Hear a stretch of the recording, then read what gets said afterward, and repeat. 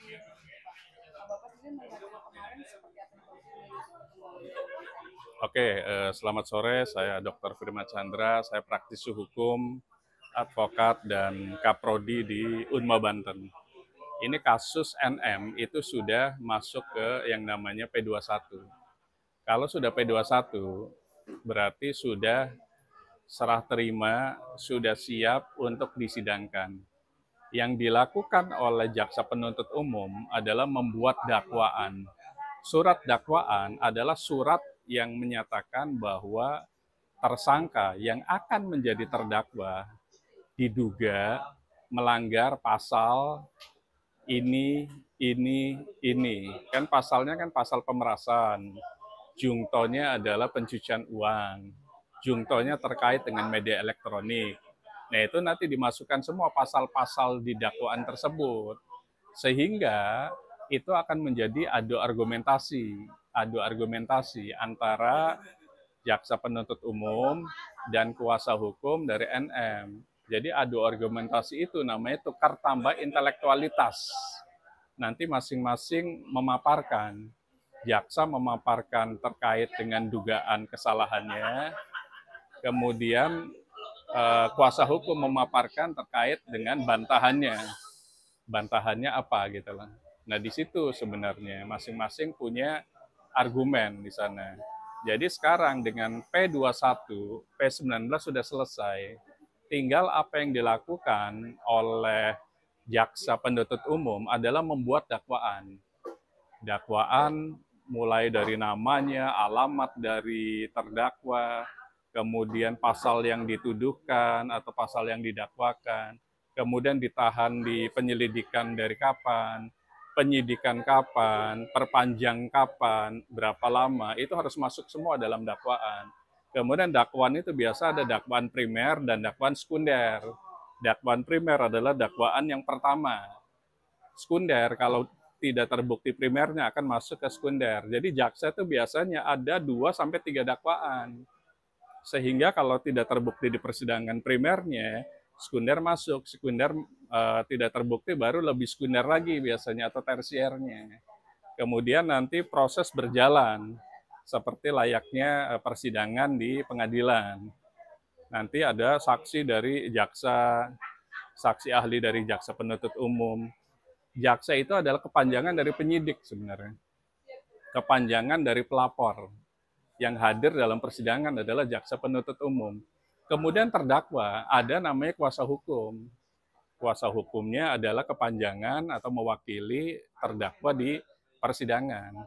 Nah, sekarang mungkin tahap berikutnya si tersangka diserah terimakan ke jaksa penuntut umum dan dipindahkan yang tadinya di rutan Polda Metro dipindahkan ke rutan Pondok Bambu. Pondok Bambu itu adalah rutan khusus perempuan, jadi pasti dipindahkan ke sana.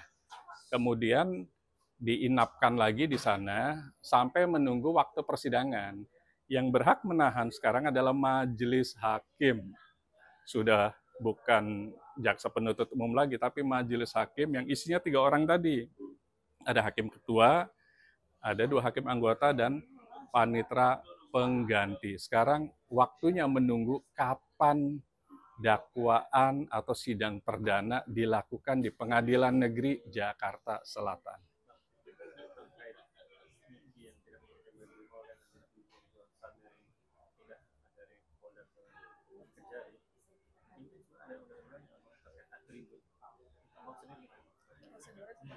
Sebenarnya prosedur yang baku itu tidak ada. Ini hanya etikabilitas gitu loh. Seseorang yang sudah dinyatakan tersangka itu pasti memakai baju orange pada saat dijenguk, pada saat di bond atau misalnya izin sakit dan lain-lain itu harus memakai baju oranye. Begitu juga pada saat serah terima dari proses penyidikan menjadi proses penuntutan itu pakai baju orange, kemudian diborgol. Kalau saya lihat diborgol juga kok pas masuk ke rutan Pondok Bambu.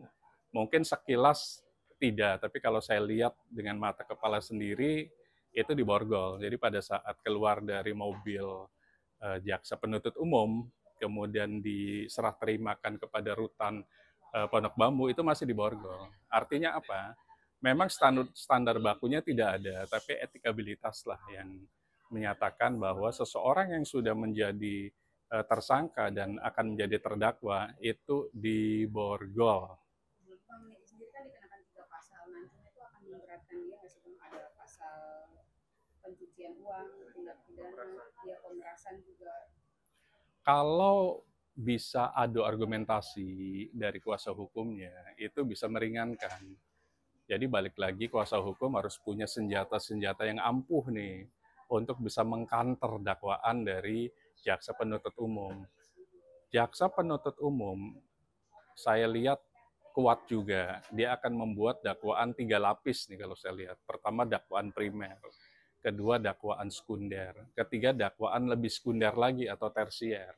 Jadi kalau dakwaan primernya mungkin lebih berat, biasa dakwaan primer tuh hukumannya paling berat. Mungkin dimasukkan yang namanya pasal 2, pasal 3, atau pasal 56 Undang-Undang Tindak Pidana Pencucian Uang, yang ancaman hukumannya adalah sekitar 20 tahun dan denda 10 miliar. Artinya apa? Itu akan masuk di dakwaan primer. Di dakwaan sekundernya, dugaan saya, itu masuk pasal-pasal yang ancaman hukumannya di bawah itu. Seperti pemerasan dan lain-lain. Itu kan pasti di bawah 20 tahun. Nah, pasal tersiernya itu pasti di bawah itu lagi. Jadi kenapa aturan bakunya begitu? Karena memang jaksa berharap dakwaan primer yang di-approve oleh majelis hakim gitu.